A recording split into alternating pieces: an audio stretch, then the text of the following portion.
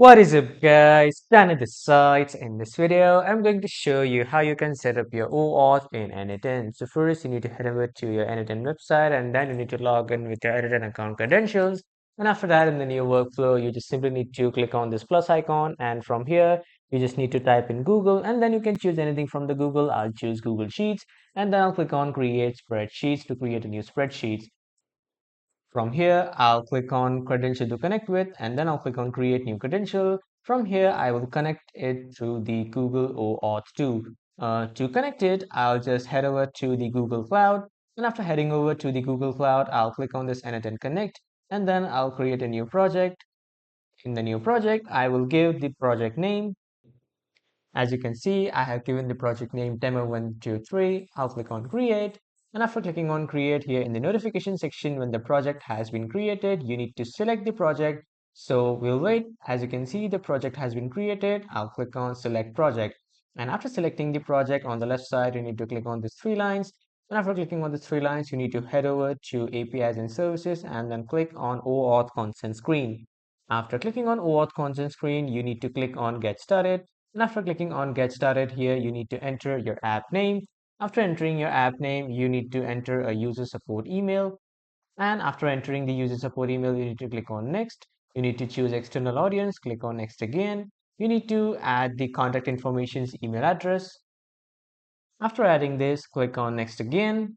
And after clicking on next, you need to finish this by checking this checkbox, clicking on continue and click on create. After that, your new OAuth client ID or consent screen will be created. And after that, when the OAuth client has been created, you need to head over to create OAuth client. From here, you need to choose the application type to web application and then you need to name your web application. And after adding, you need to enter an authorized redirect URL.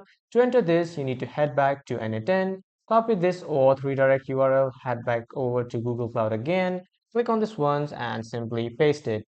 After pasting it, click on create to create your OAuth client ID. From here, you need to copy this client ID, head back over to n8n, click on this client ID and then paste it. Now to get the client secret, you need to click on OK.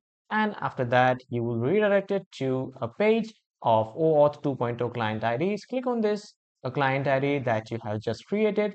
From here on the right side, you will see the client secret. Simply copy this client secret, head back over to n8n, paste this client secret here, and then you can just simply click on save to save your connection. And as you can see, the credential has been successfully created, but the connection is still not over. So you need to sign in with your Google account.